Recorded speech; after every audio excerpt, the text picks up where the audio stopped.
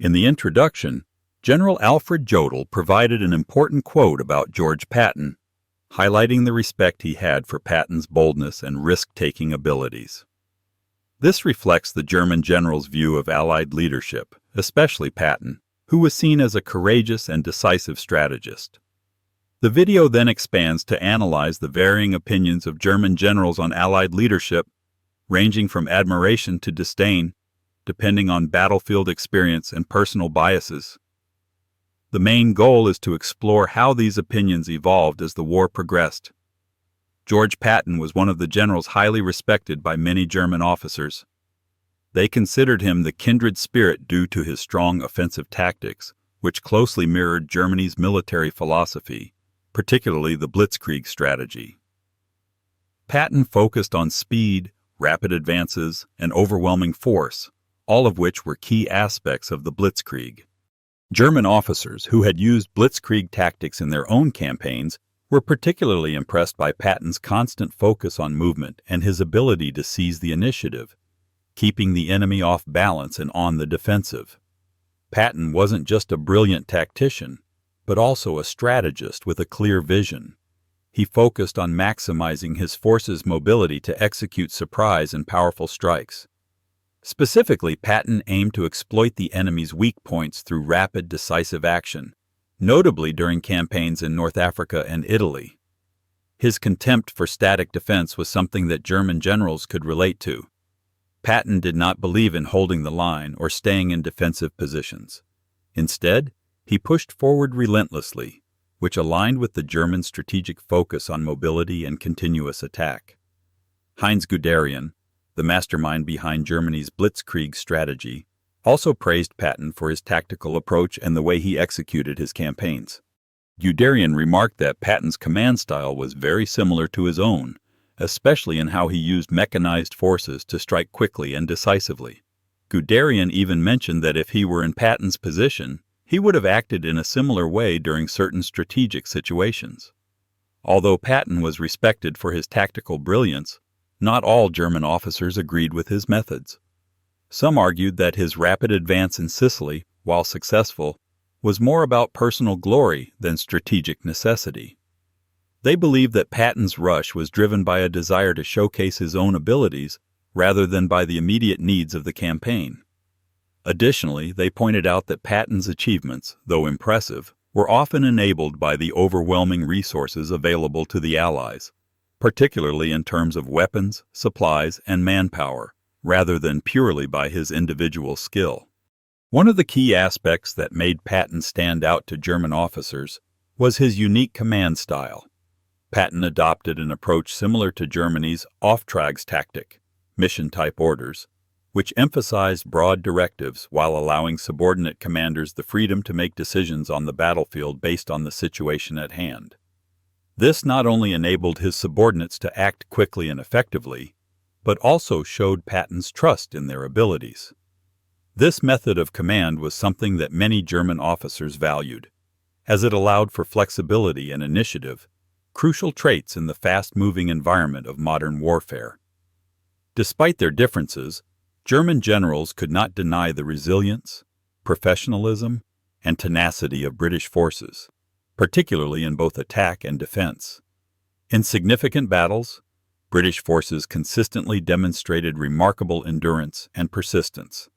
Their troops were known for their ability to hold defensive positions and launch steady, well-coordinated offensives, which earned the respect of German officers.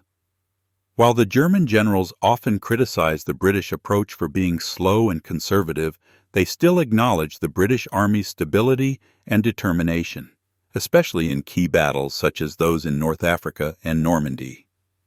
The British Army's ability to maintain steady operations despite facing immense challenges made them formidable opponents, even if their strategy did not always align with the rapid, aggressive tactics preferred by the Germans. While British leadership was respected for the capabilities of their army, German generals criticized the leadership of figures like General Bernard Montgomery and General Dwight D. Eisenhower for being too cautious. According to the Germans, this caution often led to missed opportunities and slower execution of operations, which was seen as a disadvantage in mechanized warfare. Modern mechanized warfare demanded speed, flexibility, and decisive action. Yet German generals believed that Montgomery and Eisenhower were too focused on careful preparation, often leading to delays in making critical decisions. They felt that the British commanders were reluctant to act swiftly, which sometimes allowed the Germans to exploit weaknesses in British strategy. The lack of boldness in British leadership was seen as a flaw in the fast-moving nature of modern warfare. General Erwin Rommel, known for his sharp tactics and daring leadership in the North African campaign, expressed frustration with British leadership. After his victory at the Siege of Tobruk, Rommel famously referred to British commanders as donkeys, despite their soldiers fighting like lions. This remark reflected a contradiction in the German view of the British. While they admired the courage and skill of British soldiers, they were critical of the leadership that often failed to act decisively in the heat of battle. Rommel's comment highlights the frustration of German commanders who saw British generals as hesitant and overly cautious, unable to take full advantage of the opportunities presented on the battlefield. Hitler's perspective on Britain was complex and contradictory. He saw the British as potential allies due to their shared Aryan heritage, but he also believed that the Jews were manipulating Britain to oppose Germany. In Hitler's mind, the British were not the true enemy. Rather, they were a nation that could potentially collaborate with Germany, had it not been for the influence of the Jews. This warped view not only shaped German military strategy, but also had implications for diplomatic efforts during the war.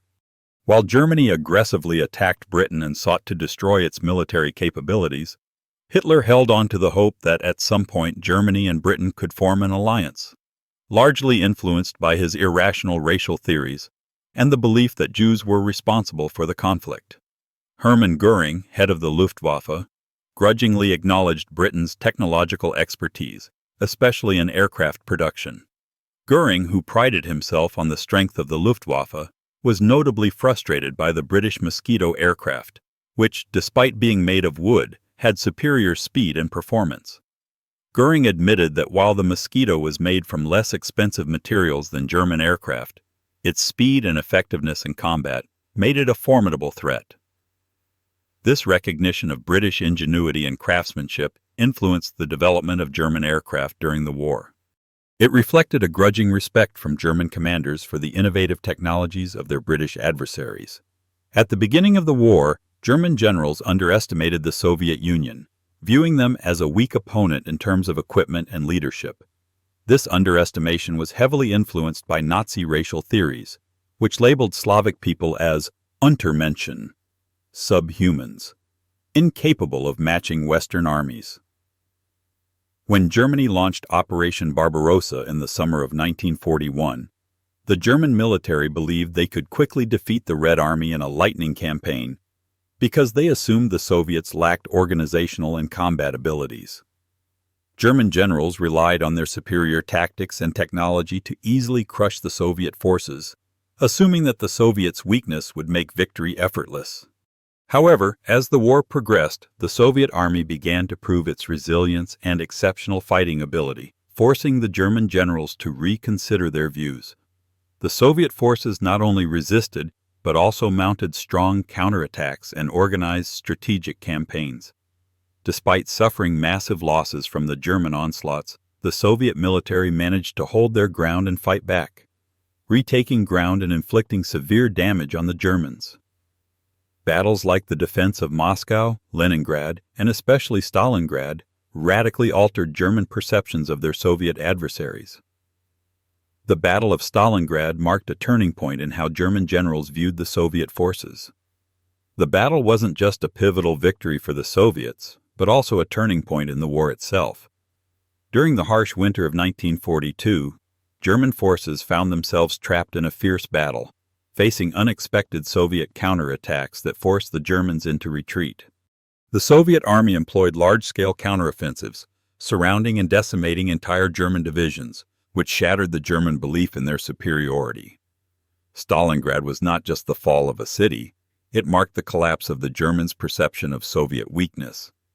It was the first time that German forces faced an opponent that was not only resilient but also strategically capable of matching or even surpassing their military strength. Franz Halder, the chief of the German General Staff, had to admit the incredible perseverance and endurance of the Soviet forces.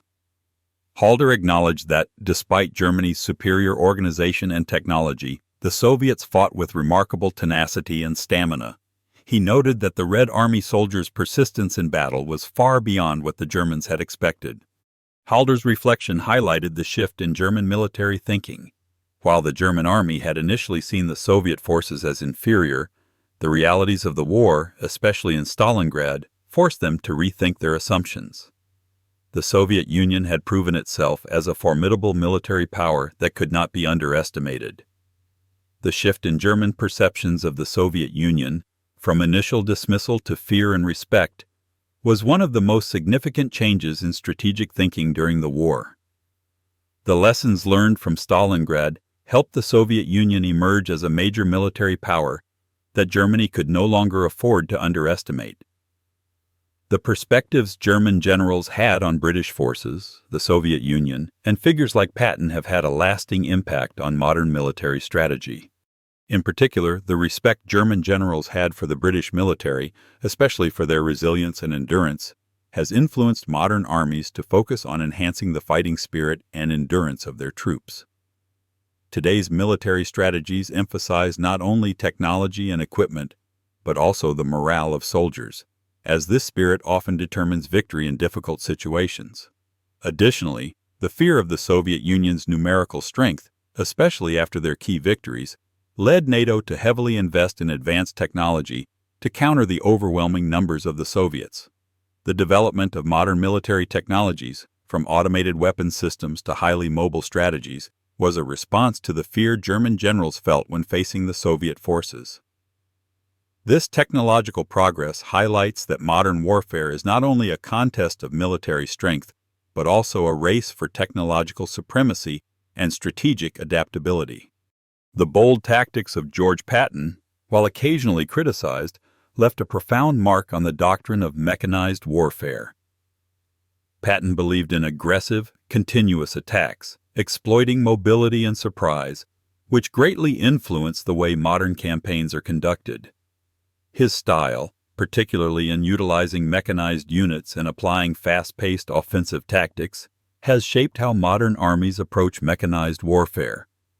The principles Patton applied on the battlefield have become foundational to modern strategic thought, where speed and flexibility are crucial to success.